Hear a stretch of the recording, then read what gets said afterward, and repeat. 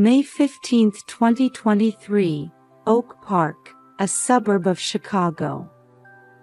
Around 3 p.m. on a mild spring afternoon, 62-year-old Judy Foster had just finished her weekend shopping at the local Whole Foods market. Her eco-friendly bag was filled with fresh organic vegetables and organic apple juice, a favorite of her grandson Michael.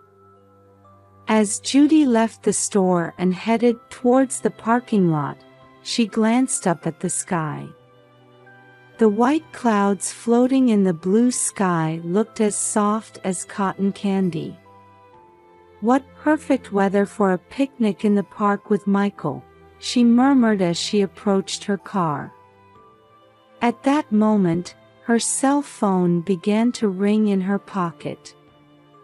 Looking at the screen, she saw it was a call from her daughter, Emma Stone. Judy answered with a smile. "Oh, Emma. What's the matter?" However, Emma's voice was trembling. "Mom, it's terrible. Michael's been in an accident." Judy's smile froze. "What did you say? Michael? What do you mean?" Emma continued, her voice on the verge of tears. "On his way back from kindergarten, he seems to have been hit by a car. We're heading to Oak Park Hospital now." Judy felt her mind go blank. "I understand. I'll be there right away." After hanging up, Judy hurriedly operated her smartphone to call an Uber. Usually, she would drive herself, but now she didn't have the confidence to drive calmly. A few minutes later, the Uber arrived, and Judy jumped into the back seat. "To Oak Park Hospital, please hurry." She couldn't hide the trembling in her voice. In the car, Judy prayed desperately. "God, please protect Michael." The scenery passing by the window seemed oddly vivid. With every red light they hit, Judy's heart raced faster. They arrived at the hospital in about 15 minutes. Judy rushed to the emergency entrance, forgetting even to thank the driver. As the automatic doors opened, the smell of disinfectant hit her nose. After asking at the reception, she learned that Michael was on the 3rd floor in the pediatric ward. As she got into the elevator, Judy took a deep breath, trying to calm herself. "I need to stay calm. I have to be strong for Michael." When the elevator doors opened, she immediately saw Emma and her husband Matt Damon. The two were sitting in plastic chairs in the waiting room, their faces pale. "Emma. Matt." As Judy rushed over, Emma stood up and hugged her mother. "Mom, thank you for coming." Emma's voice was choked with tears. Matt approached the two, and with a tired expression, began to explain. "The doctor says Michael has suffered a mild head injury. He's in a coma now, but fortunately, his life isn't in danger." Judy felt relieved, but anxiety hadn't completely disappeared. "How is Michael now? Can we see him?" Emma answered, "He's still undergoing tests. We should be able to see him soon." The three sat quietly in the waiting room, a heavy silence falling over them. Judy, remembering Michael's smile, offered another prayer. "Please, let him be all right." As night crept into the hospital hallways, Judy was dozing off on the sofa in front of Michael's room around 11 p.m. Emma and Matt had gone to the hospital cafeteria for coffee. Suddenly, A soft knock was heard, and Judy came to her senses. The door opened, and a nurse with a kind smile entered. "Mrs. Foster, were you resting?" the nurse asked softly. Judy sat up, rubbing her eyes as she answered, "No, I'm fine." "Is something the matter?" The nurse was holding a small backpack. It was Michael's favorite, with a Spider-Man design. "These are his belongings," the nurse explained.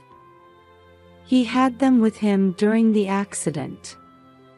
They were returned after the police examined them." Judy thanked her and took the backpack. After the nurse left the room, Judy sat back down on the sofa and placed the backpack on her lap. Gently stroking the backpack, Judy took a deep breath. "Michael, wake up soon, okay?"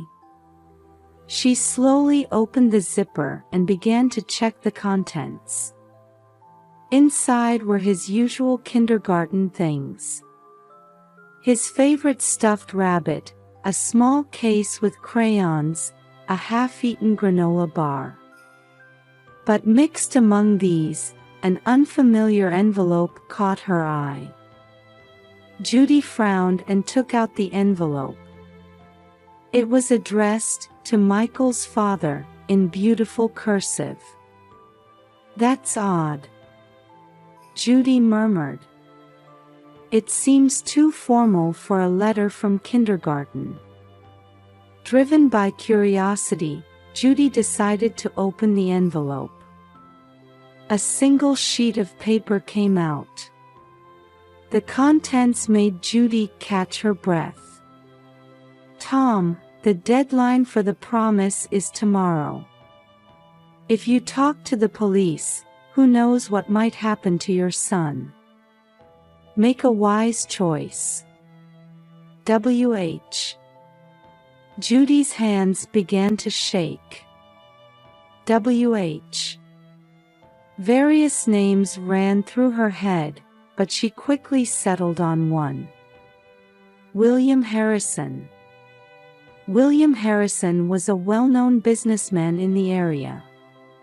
He was passionate about charitable activities and respected by many in the community. And he was also the chairman of Globex, the investment company where Matt worked. Various questions swirled in Judy's mind. Why was such a letter in Michael's backpack? Was Matt involved in some kind of trouble? And most importantly, was there a connection between this letter and Michael's accident? Suddenly, footsteps could be heard from the hallway. It was the sound of Emma and Matt returning. Judy quickly put the letter back in the envelope and hid it in the backpack. The door opened, and Emma and Matt entered. Their faces looked tired but a bit more composed. "Mom, you're still awake?" Emma asked worriedly. Judy tried to smile, but it didn't quite work. "Yes. I was just thinking about some things." Matt noticed the backpack on Judy's lap. "Oh, is that Michael's backpack? Did it come back from the police?" Judy hesitated for a moment but quickly answered, "Yes, a nurse brought it." Matt looked relieved. "That's good. Was everything inside okay?" Judy looked straight into her son-in-law's eyes. At that moment, something, like anxiety, seemed to flicker across Matt's face. But it was just for an instant. "Yes, it's all there," Judy answered quietly. However, in Judy's heart, new anxieties and questions were beginning to sprout. What was the true meaning of this letter? And what kind of danger was her family facing? As the morning sun began to shine through the window of the hospital room, Judy had been unable to sleep all night. She couldn't get the letter she found last night out of her head. Michael was still unconscious, but his condition was reportedly stable. Emma had gone home to get some rest, and Matt was staying with Michael in the room. Judy took a deep breath and steeled her resolve. She had to ask Matt for the truth. She slowly stood up and faced Matt. "Matt, I need to talk to you about something." Judy's voice was quiet but filled with determination. Matt looked up, rubbing his tired eyes. "What is it, Mom?" Judy took out the envelope from her bag and showed it to Matt. "I'd like you to explain this to me." The color drained from Matt's face. He opened his mouth to speak, but no words came out. "It was in Michael's backpack," Judy continued. That's William Harrison, isn't it?" Matt let out a deep sigh. "Mom, this is a complicated story." "We have plenty of time," Judy said, sitting back down in her chair and urging Matt to continue. "Tell me everything." Matt looked around and began to speak in a hushed voice. "Strange things have been happening at Globex." According to his story, illegal transactions were being conducted at Globex under Harrison's orders. The scale of it was beyond imagination: insider trading using client funds, diversion of funds to fictitious investment projects, and more. "I didn't notice at first," Matt said, his shoulders slumping. "But a few months ago, I started to think something was off. When I looked into it, I found out it was something unbelievable." Judy could sense her son-in-law's anguish. "So you considered becoming a whistleblower?" Matt nodded. "Yes. But Harrison somehow seemed to sense my movements." He choked on his words. "He started threatening my family." Judy felt her chest tighten. "Don't tell me Michael's accident was also." "I don't know," Matt said, holding his head in his hands. "But it doesn't seem like a coincidence. That day, I had decided to go to the police. And then..." Judy stood up and walked to the window. Outside, the morning sunlight was making the leaves on the trees shine. It would usually be a beautiful sight, but now everything seemed faded. She had worked as a teacher in public schools for 35 years. She had experience in noticing small changes in her students and solving problems. That experience was now awakening something within her. Judy turned back to Matt. "Matt, we need to solve this." Matt looked surprised. "Mom, it's too dangerous." "The police." "Not the police yet," Judy said calmly. "We need more evidence. And considering Harrison's influence, we need to move carefully." "But how?" Judy smiled. "I have what I've cultivated over years of teaching.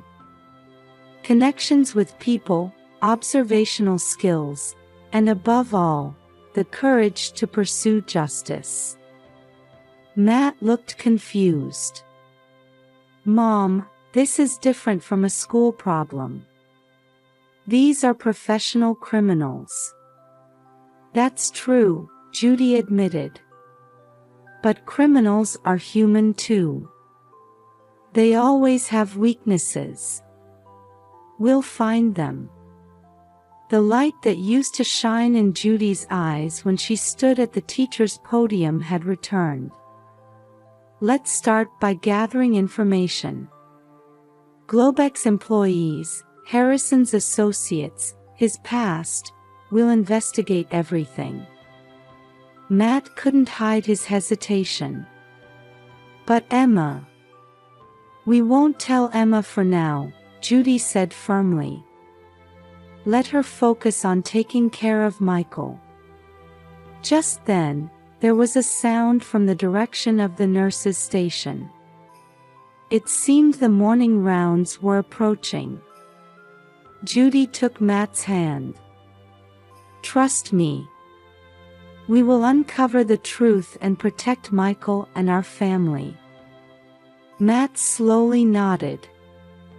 In his eyes, anxiety and hope were mixed. Judy looked out the window. The morning sun was gradually getting stronger, heralding the start of a new day.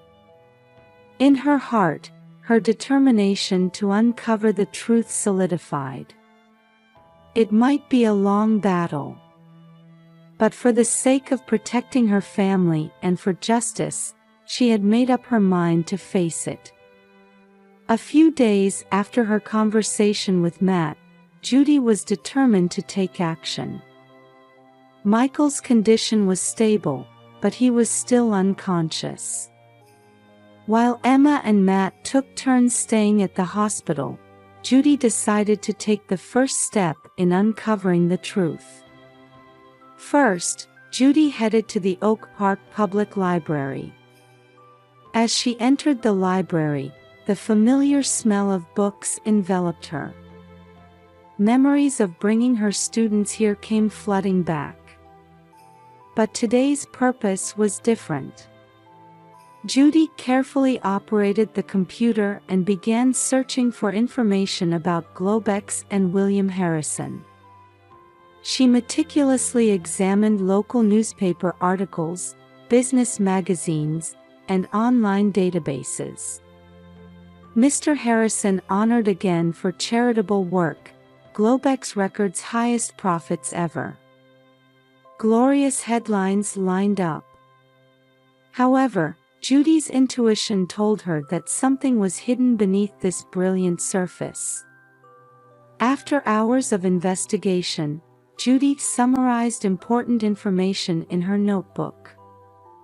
There were several unnatural transactions behind Globex's rapid growth. Some of Harrison's charitable activities were actually tax strategies. And there were several cases where Globex executives suddenly resigned. After leaving the library, Judy considered her next move. And the face of a certain person came to mind. Mike Johnson. He was Judy's student 35 years ago. Now he works as a police lieutenant at the Oak Park Police Department. Judy calls without hesitation. Mike? It's Mrs. Foster. I have something to talk about. Could we meet? Mike, though surprised, gladly agreed. They meet at a local cafe. It's been a while, Mrs. Foster, Mike says with a smile. Is there something troubling you? Judy takes a deep breath and begins to explain the situation. About Michael's accident, Globex's suspicious activities, and the threats from Harrison. Mike listens with a serious expression. This is a grave situation. We need a bit more evidence to start an official investigation. But, unofficially, I might be able to help a little. With Mike's cooperation, Judy was able to obtain security camera footage from near the accident site. As they reviewed the footage together, they could see Michael's condition just before the accident and the car that hit him. This license plate. Mike frowns. It's a Globex company car. Judy gasps. This couldn't be a mere coincidence. As they continued their investigation, Judy made an unexpected discovery. The advertising agency, Creative Vision, where her daughter Emma worked, was handling Globex's advertising. This connection might be an important key. Judy murmurs. Mike warns, Mrs. Foster, please be very careful. Harrison is an influential person. If you sense any danger, contact me immediately.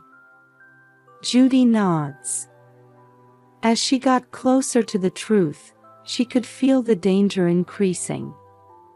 However, she was determined to move forward to protect her grandson and family. As Judy's investigation intensified, the atmosphere around her began to change. In the days of watching over Michael at the hospital, she had heightened her vigilance.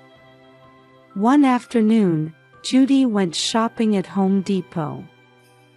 While pretending to look for gardening tools, she was actually observing the employees.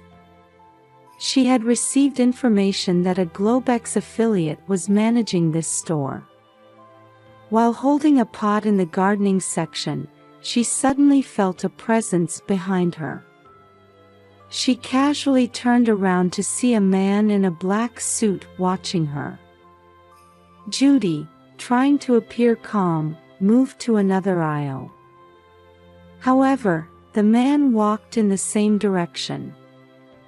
Am I being followed? Judy's heart rate increased. She told herself to stay calm. Her years of teaching experience helped her maintain composure in this situation. Judy skillfully moved through the store, making sure to pass under the security cameras. Then, she approached a young female employee. "Excuse me, miss," Judy spoke calmly but clearly. "I feel like that man in the black suit is following me. I'm a bit scared." The employee quickly grasped the situation and took immediate action. "This way, please." She guided Judy to the employee's back exit. A few minutes later, the store manager and security guard rushed over to check the situation. The man in the black suit had already disappeared, but the security camera footage was saved. This incident made Judy realize the danger she was in. When she returned home, she immediately called Matt. "Matt, we need to talk. Please come with Emma." That night, the three of them sat face to face in Judy's living room. Judy explained in detail the results of her investigation so far and today's incident. Emma turned pale with surprise and fear. "Mom, why didn't you tell us earlier?" "I didn't want to worry you," Judy answered quietly. "But I can't hide it anymore. We might all be in danger." Matt said with a serious expression, "We should consult with the police. It's too dangerous to continue acting on our own." Judy nodded. "You're right. But we need to proceed carefully. Let's consult with Lieutenant Mike." The three talked for a long time. Finally, they decided to carefully gather evidence while cooperating with the police. The next day, Judy met with Mike again. At a corner table in the cafe, they quietly strategized. "We'll start an unofficial investigation," Mike said. "But please refrain from any overt actions. Harrison's influence might be greater than we imagine." Judy showed understanding while renewing her determination. "I understand. But I won't give up until we uncover the truth." Mike added worriedly, "Please be very careful. If you notice anything unusual, contact me immediately." After leaving the cafe, Judy looked up at the sky. The sunlight breaking through the clouds strengthened her resolve even more. The pursuit of truth might involve dangers. However, she vowed to keep moving forward to protect her family and for the sake of justice.